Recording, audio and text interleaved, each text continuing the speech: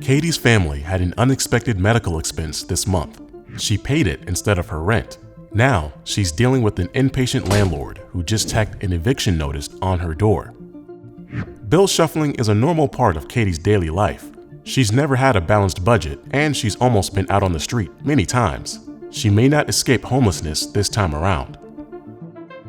Megan and her baby boy have been living at the homeless shelter for the last 3 months, waiting for a housing slot to open so she can move into an apartment.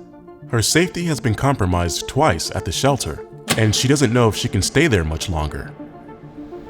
Sam lives under the highway overpass in his town. His mental illness means he has trouble trusting the people who have reached out to him and offered him a place in their shelter. He's a regular at the local hospital, there almost every week because of his health conditions. Many organizations that offer housing assistance have had difficulties turning the tide on homelessness.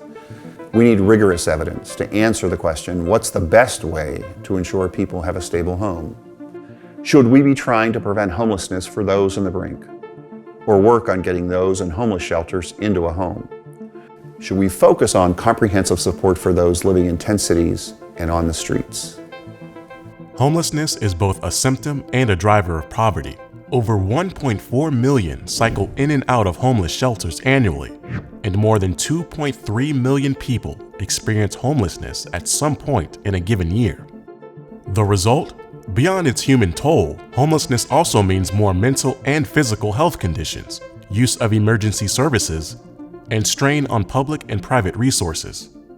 While progress has been made when it comes to alleviating homelessness, more work must be done to identify the best ways to continue this trend and scale effective programs nationwide. Notre Dame's Wilson Shien Lab for Economic Opportunities, or LEO, is building evidence to solve homelessness.